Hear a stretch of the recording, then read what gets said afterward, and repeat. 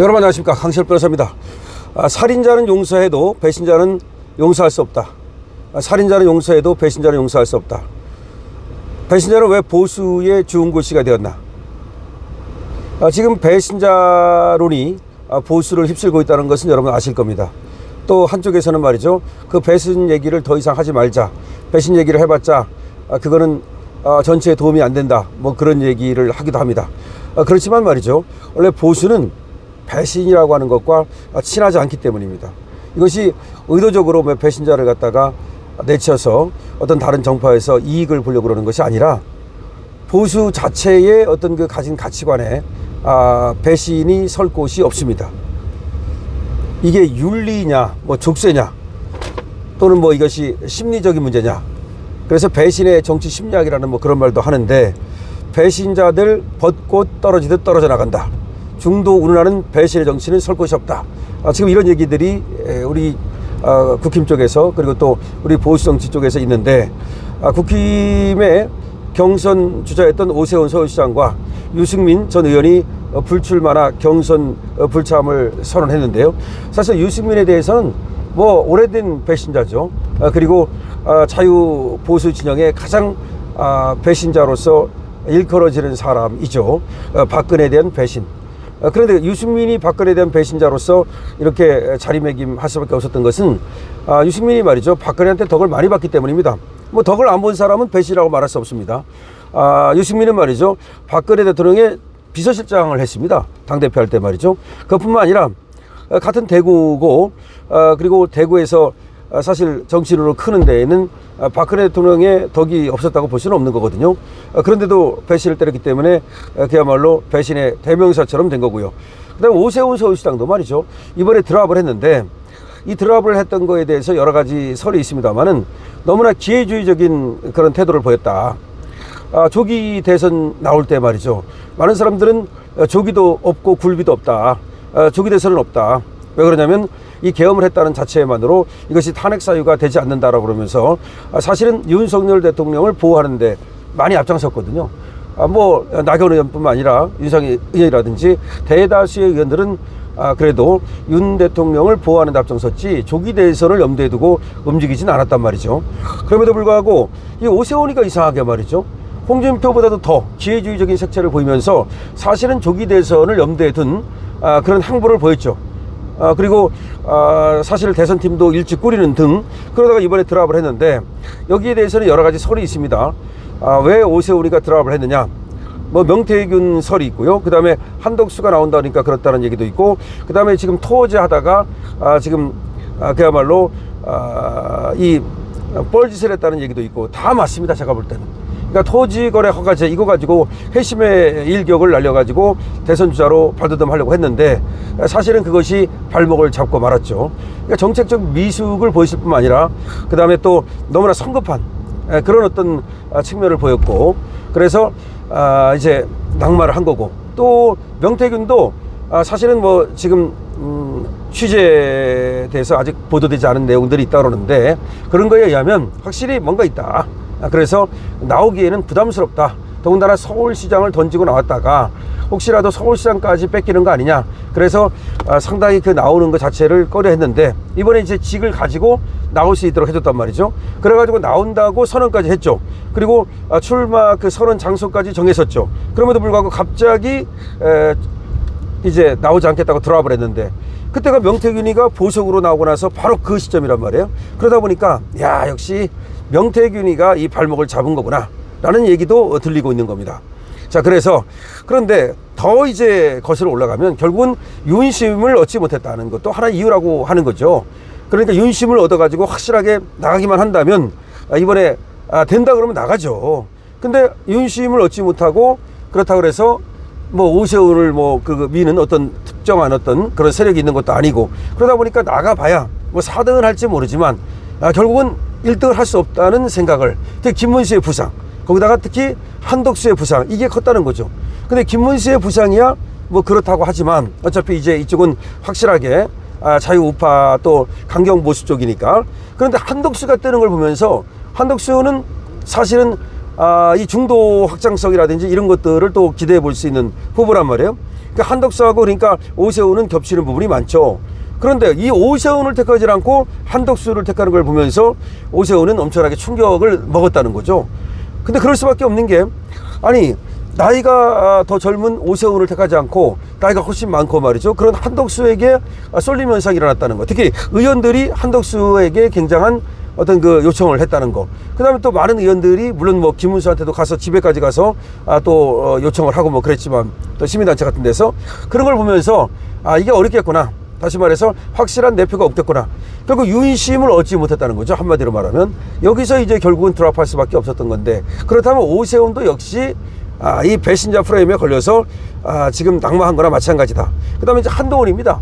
한동훈 뭐 배신이야 뭐 더 이상 얘기할 수 없는데, 한동훈은 유승민급 이상입니다. 지금 한동훈에 대한 어떤 자유 보수 우파의 배신감이라고 하는 것은 어마어마하다. 제가 이제 유튜브에 그 달린 댓글을 보면 말이죠, 한동훈을 조금이라도 옹호하는 사람은 거의 찾아보기가 힘들어요. 그러니까 물론 이제 가끔 소위 한파라고 하는 사람들이 의도적으로 와서 댓글을 단다든지, 내지는 이재명을 옹호하는 사람들이 일부러 여기 분탕을 치기 위해서 들어와서 조금 그런 사람들은 있지만, 전체적으로 보면 말이죠, 거의 뭐 한동훈에 대해서 호의적인 그런 생각을 갖고 있는 사람들은 뭐 거의 없다고 해도 과언이 아닙니다. 그만큼 한동훈은 완전히 배신자론에 깊이 빠졌다라고 밖에 볼 수가 없는 것인데요. 그런데 이게 이제 한동훈의 결국은 발목을 잡을 것이라는 거죠. 그런데 그 이유가 왜 그러냐, 도대체가 왜 이렇게 보수에서는 배신자에 대해서 살인자보다도 더 싫어한다는 말이 나오느냐, 그게 심리적으로도 정신적으로도 분석이 된다는 거죠. 진보는 말이죠, 과거에 노무현이 사실은 김대중을 어느 정도 배신 때렸다고 볼 수 있거든요. 그 대북 송금 같은 것을 갖다가 수사를 한다든지. 그렇지만 이 진보에서는 배신을 우리 보수처럼 그렇게 아주 역병처럼 이렇게 대하지는 않는다는 거죠. 그런데 보수에서는 이 근본적으로 배신의 치를 떠는데, 예부터 이 보수는 배신과 하극상, 이걸 굉장히 혐오한다는 거죠. 특히 이 보수는 성리학적 질서 내지는 어떤 다시 말하면 전통적 질서, 이런 것들을 아주 높이 치는데, 특히 우리나라 보수 사람들은 특히 대구, 안동 이쪽은 유교적 질서가 아직도 굉장히 남아있고, 그래가지고 결국은 이런 어떤 역모 내지는 배반, 이런 것들에 대해서 거의 치를 떤다는 얘기입니다. 그래서 한국 사회에서 내부 고발자가 잘 된 경우가 없다는 거죠. 특히 이 내부 고발자가 보수 쪽에서는 잘 될 수가 없다는 겁니다. 아무리 민심이라는 명분을 내세우고 아무리 정의라는 명분을 내세워도 배신자 낙인은 극복할 수 없다는 겁니다. 뭐 중도라는 말을 뭐 그럴듯하게 하지만 권력의 세계에서 중도라는 것은 공허하다는 거죠. 그래서 진보든 보수든 뭐 둘 중에 하나지, 무슨 뭐 중도다 이런 거 안 통한다는 거죠. TK가 배신자를 살인자보다도 미워한다는 그건 얘기가 있는데, 그건 결국은 배신자가 그 살인자보다 더 이제 싫어한다, 그건 맞는 말이죠. 정치적으로는 그렇죠. 다시 말해서 그냥 살인자라는 사람은 어떤 한 사람에 대한 어떤 피해를 끼치는 것이지만, 이 정치적 배신자라고 하는 것은 전체 어떤 많은 사람들에게 또 그가 가지고 있는 어떤 공동체의 어떤 이념이나 질서, 여기를 파괴하는 뭐 그런 어떤 충격적인 결과를 가져오기 때문에, 배신자가 일으키는 그러니까 평지풍파 있죠. 그리고 배신자 때문에 공동체가 무너지든지, 내지는 배신자 때문에 자기들이 추구하는 이념이 무너지든지, 그런 것 때문에 배신에 대해서 치를 떨 수밖에 없다는 겁니다. 보수가 배신을 싫어하는 현상은 학술적으로도 검증이 된다는 거죠. 도덕 심리학의 세계적 석학인 조너슨 하이트 뉴욕대 스턴 경영대학원 교수는 2011년 미국인 13만 명을 조사해서 그들의 삶의 준거로 삼는 윤리, 그리고 그것이 상반되는 혐오하는 가치로 나는 6가지 도덕적 기반을 도출했는데요. 바로 배려와 우애, 공정과 부정, 충성과 배신, 권위와 전복, 고귀함과 추함, 자유와 압제, 이렇게 나눴다는 거야. 그러니까 배려하는 거하고 해치는 거하고, 그 다음에 공정한 거하고 부정한 거하고, 충성과하고 배신하고, 권위하고 전복하고, 고귀함하고 추함, 자유와 압제, 이렇게 나눠가지고서 조사를 해봤는데, 그랬는데 이 보수는 말이죠, 이 도덕 기반 6가지 이 전체가 보수의 심리에 작동한다는 거죠. 지금 얘기한 지금 6가지였잖아요. 제가 말씀드린 것이 그러니까 배려와 우애, 공정과 부정, 충성과 배신, 권위와 전복, 고귀함과 추함, 자유와 압제 6가지죠. 근데 진보에서는 3가지 정도만 여기 작동을 하는데 비해서 보수에서는 이 6가지가 전부 다 골고루 작동하더라. 그렇기 때문에 결과적으로는 보수의 사람들은 결국은 배려를 중시하지 우애, 그러니까 그 공동체를 해치는 것을 굉장히 경멸한다는 거죠. 그리고 공정을 추구하지 부정을 싫어하고 충성을 택하지 배신을 굉장히 싫어한다는 거죠. 그 다음에 어떤 질서적 권위를 좋아하지 그걸 전복시키는 것, 뒤엎는 걸 싫어한다는 거죠. 그 다음에 고귀함을 추구하지 추함을 싫어하고 자유와 압제 중에서는 자유를 추구한다는 거죠. 근데 이 6가지 어떤 하나의 타마가 보수에서는 골고루 이 6가지가 작동한다는 겁니다. 그러니까 진보에서는 3가지 정도만 작동을 한다 그래요. 그래서 3가지 정도만 맞으면 나머지 3개가 잘 안 맞아도 그냥 그걸 좀 안고 가는 이런 모습을 보이는데, 보수는 이 6가지에서 한 가지라도 잘 안 맞으면 좀 내치는 그런 어떤 기제를 갖고 있다는 거죠. 정신적 기제를. 그래서 결국은 보수가 배신을 싫어한다는 것은 이거는 어떤 지금 학자들의 연구에 의해서도 정신심리학적 연구든 그것이 어떤 사회학적 연구든 지금 증명되는 것이다, 이렇게 얘기가 되고 있습니다. 그래서 보수는 기본적으로 배신을 싫어한다. 보수가 배신에 치를 떠는 이유, 그런 것들이 지금 얘기가 되고 있는데요.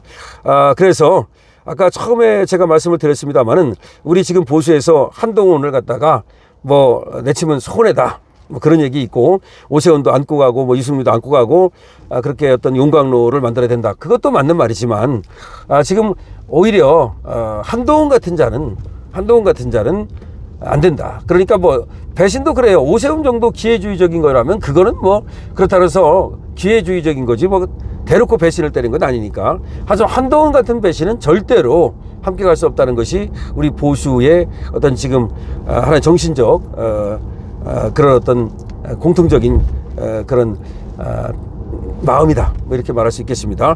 배신자들이 벚꽃 지듯 떨어져 나간다. 중도 우러나는 배신의 정치는 설 곳이 없다. 우리 지금 국힘 그리고 자유보수우파가 가지고 있는 하나의 우리의 어떤 지금 전체적인 우리 정신 현상이다, 이렇게 말할 수 있습니다. 자, 어쨌든 간에 지금 이제 배신자에 대해서 얘기를 드렸는데요. 한동훈이가 뭐 지금 뭐 조금 뜨고 있다, 이런 얘기가 들립니다. 하지만 우리 보수에서 살아남기 어려울 겁니다. 일부 뭐 몇 사람이 그럴 수는 있겠죠. 하지만 금방 말씀드렸듯이 보수는 살인자보다도 배신자를 더 싫어합니다. 그런데 어떻게 여기서 지금 주자가 될 수 있겠습니까? 나중에 뭐 바꿔가지고 저 민주당으로 가가지고서 거기서 살아남을지는 모르겠습니다만은, 근데 여러분 아시다시피 민주당에서 그 간단한 당이 아니에요. 이쪽에서 넘어간 사람을 절대로 살려주지 않습니다. 자, 한동훈한테는 참 좋지 않은 소식이네요. 강실업 TV입니다.